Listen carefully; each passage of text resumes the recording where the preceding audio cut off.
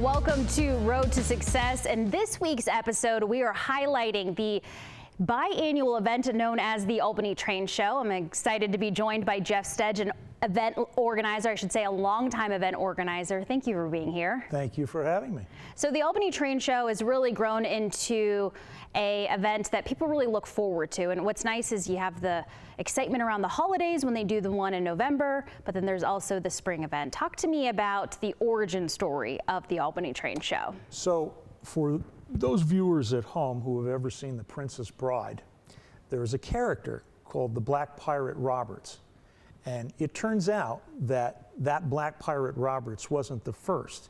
He actually was another in a long line of Black Pirate Roberts. And I am another in a long line of organizers for the Albany Train Show. So this event has actually been going on since the 1970s at different venues and under different auspices. So I am the latest in the caretakers for organizing the show. My buddy Doug Buffaro and I took the show over in 2014. At that time, it was a show that was really not well attended, to say the least. And we realized that we needed to change the format of it and the focus of it. And so were you able to do that? How did you reinvent the Albany Train Show into making it something that people of all ages, families love to attend? So that was the one thing we really wanted to focus on, was having more families and more younger people take a look at trains. It really had become very much a collector show, where people who already had a lot of trains would go there to buy something or try to find something that they didn't already have. But it really was not appealing to families. It wasn't really appealing to people looking to get into the hobby. And that's what's changed about it. And I know we mentioned, the two events, November and then usually around March in the spring, but right. What is the one around the holidays seems to be the more popular of the two, and why is that? Well, when you think about the holidays, there's certain iconic images that come to mind. And one of those is a train running around the bottom of a Christmas tree. And so it dovetails nicely because we are always the Saturday before Thanksgiving. And because of that, people think about getting into the holiday spirit. And they see trains running and they think, I got to pull that one that we have out of the attic and set it up. But a lot of kids, and not just boys, but girls as well, when you think about the 1950s and the early 60s, every single kid in America at some Christmas got a train set. And this sort of harkens back to those days of old. In our recent conversations, it really seems like model trains have had a resurgence. So, for a while there was that concern that it was a dying hobby, that, people were getting older and those train sets were probably going off to thrift stores, garage sales, things like that. But now there's been a younger generation that has come in and has really been interested and adopted it as a hobby. Right. What do you credit that to? A couple of things. One of the things that they call model railroading the world's greatest hobby. And the reason that they do is because it focuses on so many different disciplines. For people who like to get into electronics and wiring, they can do that. For people who like to build scenery and buildings, structures, they can do that. For people who like to run the trains around the track, you can do that. And then there are those people like myself who are collectors. And so there are different facets of the hobby that become passionate for those people who really delve into them. And for kids, what's happened is that the technology has changed. This is really hard to believe, but the golden age of model railroading, because the technology is so great out there. You can run a train from your phone if you want to, but I have had experience with a lot of guys now in their teens and their 20s and 30s who have really embraced the hobby because they love the technology, and it's a hobby that they can be passionate about and be tactile about. It gets away from the video games that they knew when they were young. It gets them into something that they have to think, they have to solve problems with. For somebody who's been a longtime lover of locomotives, to see the technology and the way that these trains have really changed, is it something that excites you, or is it scary for you and maybe some of your friends? No, it's always great to see the new stuff that's coming out. They're really focusing more and more on the detail out there. But as we're going to see in a little while, there's always been a real attention to detail with making nice trains that have prototypical detail to them, even going back 100 years. So you've been associated with the Albany Train Show for more than a decade at this point. Yeah, hard to believe. Yeah.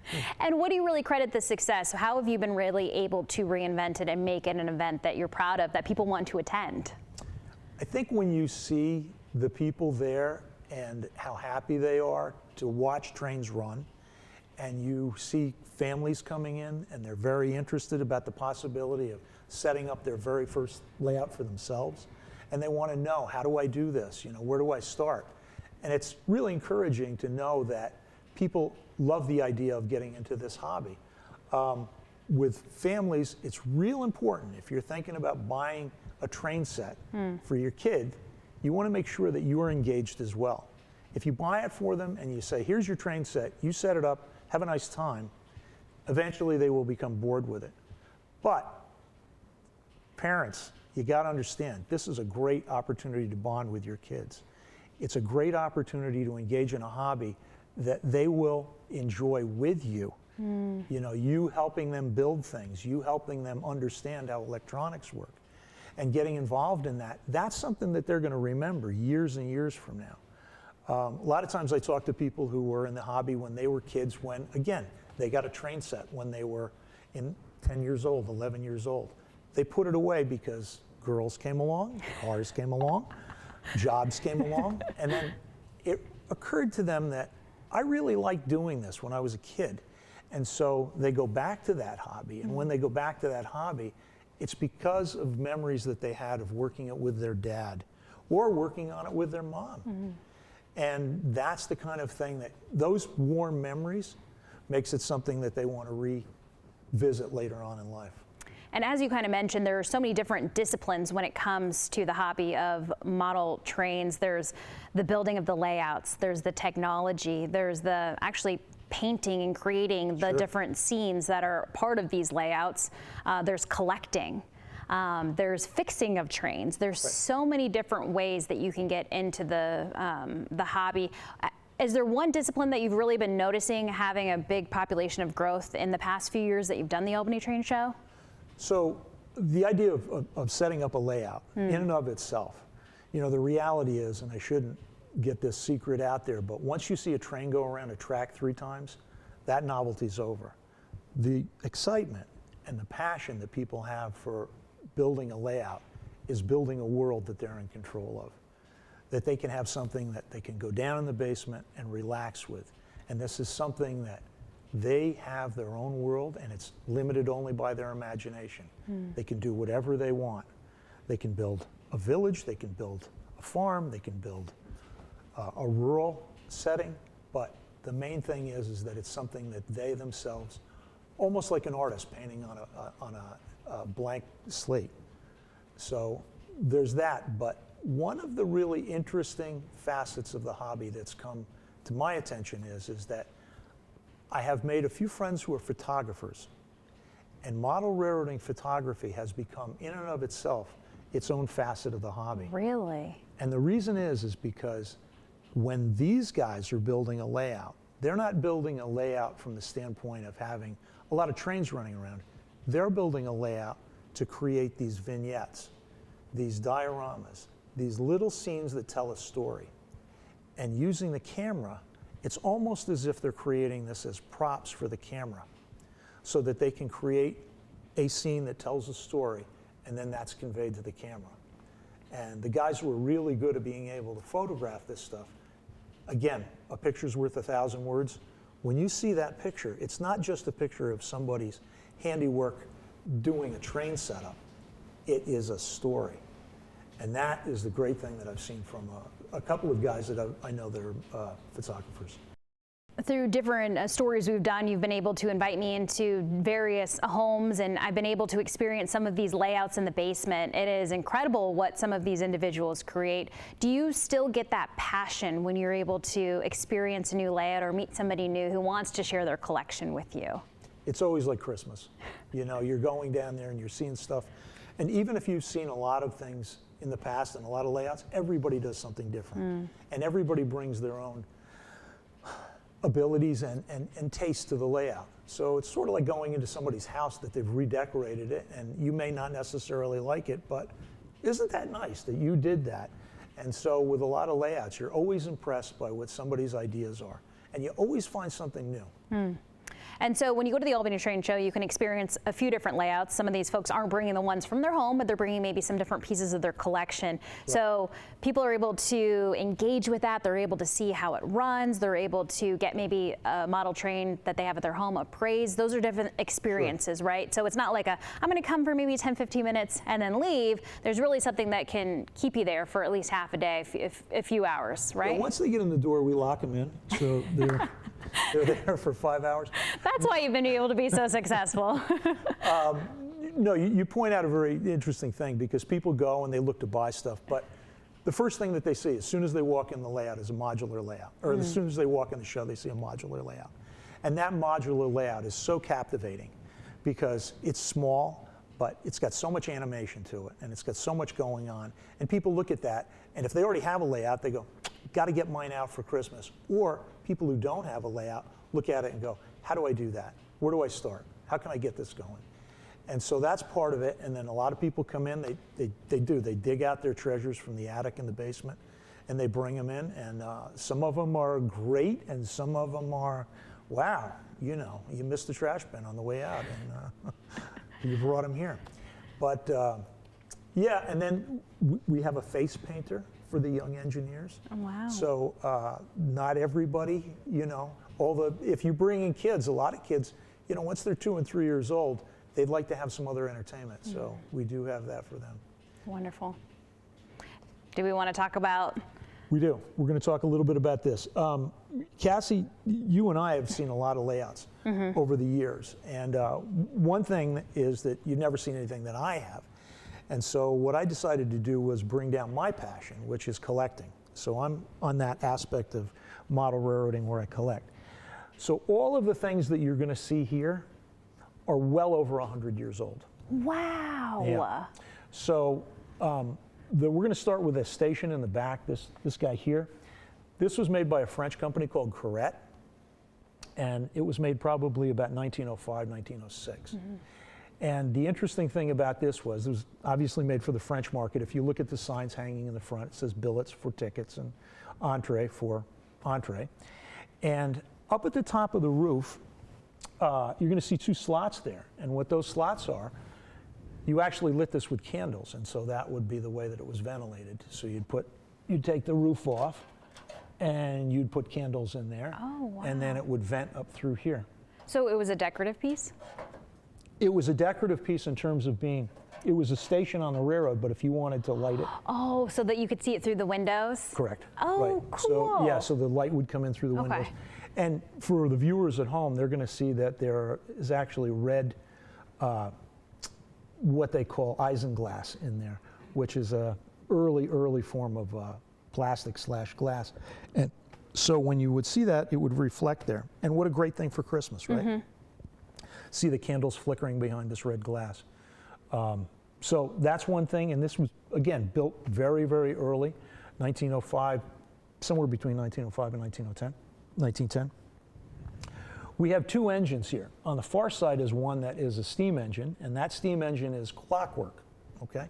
And I'm going to pick that up, if that's okay, and demonstrate a little clockwork here. So what clockwork does is you literally wind this key like a clock, and what will happen is the wheels will turn sometimes. Let's see if we can make it go here. There they go. Oh, look at that. Okay. Do you put it on the track? And then you put it on the track, and it goes around, and could use a little oil there, but that's the way clockwork works. So this one on the far, I guess to your viewers, this would be their far right. This is made by a company called Ives. And this is also 1910. That is the first electric engine that Ives made. Okay, they made 2 actually, and this is what's called a 3238, doesn't matter, but it is modeled after a real engine. Okay, in New York City, around 1904, you had engines going into Grand Central Terminal, and they were all steam locomotives. Well, you can imagine steam locomotives going into an enclosed cavern which would have been underneath Grand Central Terminal, would have caused some breathing issues, for one thing, and it also caused some fire issues. And so what they did is they came up with this electric locomotive. And what would happen is outside of New York City, they would change the commuter or the passenger trains, and they would take them off of a steam locomotive and then hook them up to something very similar to that. And that would be the thing that would bring them onto Grand Central Terminal, so you didn't have to worry about the smoke. This is electric, it runs. It's and electric. That's 1910, yeah. So great piece. You know, Ives was a manufacturer of toy trains. About 1928, they went bankrupt and were acquired by Lionel, which everybody's familiar with. Everybody understands Lionel. And then we have one last piece over here. And this guy is a Budweiser beer car. And this was made in Germany. This was made by a company called Bing. Wow. And the very interesting thing about this is that, first of all, the graphics are incredible on it, and we're going to put it back so you guys can see it in Are those hand painted? detail. No, this was what they used. There was a process called lithography. Oh, Okay. okay. So this is lithography. And the way that lithography works is that they would imprint an image, and each image had its own level of color. And so they would layer this on, but it was a mechanical process, and then it would adhere to the metal. The interesting thing about this particular car is, like, we think of trains nowadays, and of course Budweiser. This was 1914, this car was made. And at the bottom it says, King of all bottled beers. After 1919, what they did with the Volstead Act, because this was imported into the United States from Germany, they took black paint and they had the same car, but there was a big black block over King of all bottled beers, because they couldn't use the word beer because of the Volstead Act. So, and that's a neat little thing. That came in a 4-wheel and an 8-wheel version. So that's the kind of stuff that I like to collect because it's early and I like the history of this stuff. And that's exactly what I wanted to talk about. It's so much more than the hunt and the collection of these items. There's so much history behind it. And that's one thing that constantly surprises me when I'm meeting the different collectors and when we have these conversations is it's not just these physical items. There's so many stories and history that goes behind it. And that's part of the love for it, is because you know Absolutely. what it meant in that time in history. It's amazing. But I do remember you in our meeting, you said the hunt is one thing that really fuels you and gets you excited. What are you looking for? Well, there's thousands of things. On your wish list. On my wish list. What are you asking Santa for? So I don't know if Santa's going to be able to bring it. So when guys are out there collecting, everybody has their own specific thing that they look for. I always look for the early stuff. You know, anything that's really early like this. Again, this is 1910. A lot of this stuff is 1906. I love to collect stuff that's earlier than 1920 because I love the history of it. And as I had pointed out with lithography, lithography is very interesting because those beautiful graphic images that are on those cars, they're only good once. Once they get scratched up, once they get dented, there's nothing you can do.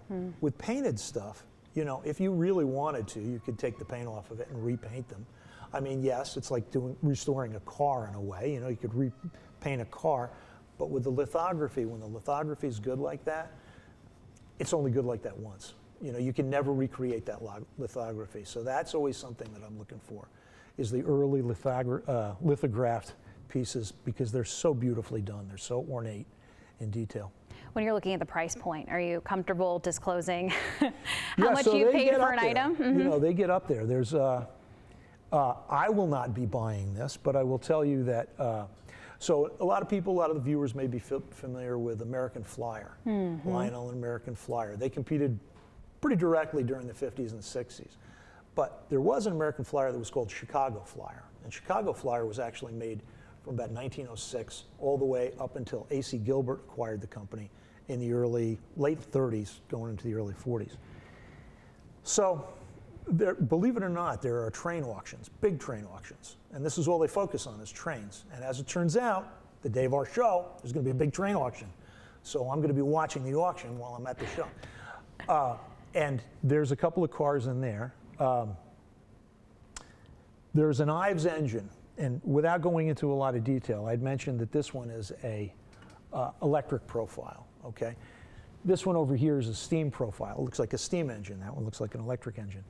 There is an Ives piece that's going to be going off tomorrow, and from everybody that we've talked to, it looks like it's going to be about 20 to 25,000. Wow. Yeah, it's pretty unique. And there's interested bidders? Yeah, you're looking at one of them. I myself will not be winning that, but yes. Wow. And then there's, when I talked about American Flyer, there is a car that's going to be in the Saturday auction. There's a couple of auctions. And that we anticipate is going to go $2,000 to $3,000. Wow. Yeah. It's incredible. So you can get crazy with it. Mm-hmm. Yes, I try not to, but you can. It's a lucrative endeavor. It can be when you have some of these, sought after items. Really, when we're looking at this as collectors, they're trains. And I mean, when you get down to it, they were toys at one point. But the reality of it is that these are works of art. Mm. They were created by craftsmen back in the day, and they were really created differently than stuff is created today. Everybody talks about, they don't build stuff like they used to. Well, that's true. There you have it. And you're looking at this stuff that was hand painted. You're looking at stuff that was made meticulously by a few hands as it passed along. And it still works today, which is a testament to how good it is. For folks who are watching and aren't able to attend the Albany Train Show, maybe they're located in a different part of the country. Right. What would you encourage, what advice would you give them if they're interested in model trains, they want to learn more? Where do you start if you don't have like an Albany train show that you can go to? Right, I would get a flight to Albany and come in here. No, there are train shows all over the United States. We happen to be the one up in this area, and it is train season. Believe it or not, there is a train season, and it starts about October and goes to April. Specifically in the great Northeast, the weather is the weather, right? So once it gets cold, everybody goes down to their basements and they want to have something that they can enjoy in the basement. Once the weather gets good, nobody wants to be in the basement, right? Everybody wants to be outside. So train season, pretty much all over the north, you're going to see a lot of different train shows throughout. There's a big one just happened down in York, Pennsylvania a couple of weeks ago. There's a huge one in Amherst, Massachusetts coming up in January, which if you love driving the Berkshires in January, that's for you. So there's tons of them out there. And if you Google model train show, you'll find something in your neck of the woods. Awesome. Jeff, thank you so much for your time. Thank you for letting me be here. Always a pleasure. Always a pleasure to chat. Thanks so much. Thank you so much for watching too.